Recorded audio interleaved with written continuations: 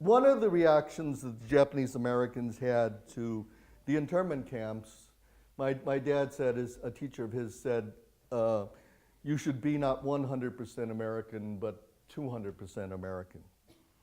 So this is a little bit about that. When I knew no Japanese, and my parents didn't tell me anything about Japanese, but they would say Nihonjin or Hakujin, which meant Japanese or white person, when a name came up, but I never knew what the hell it meant.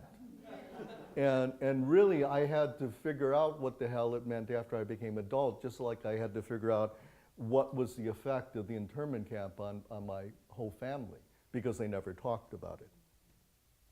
So this is called Summers with the JACL. The picnic consisted of teriyaki, sukemono, and since some things were lost in translation, rice balls.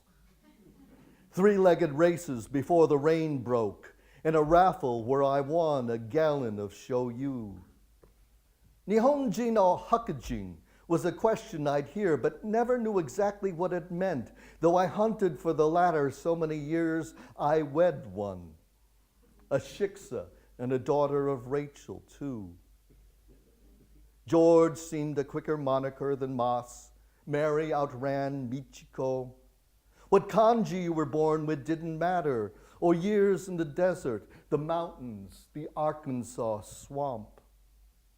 Years later, I wrote my first poem about my Oji-chan, whom I never called Oji-chan, grandfather, in a room where rain poured through the ceiling in a metal bucket, not knowing that wasn't an end, but the beginning of so many lost worlds as the leaking heavens still pour down and shout to my mother and father hopping to the finish line.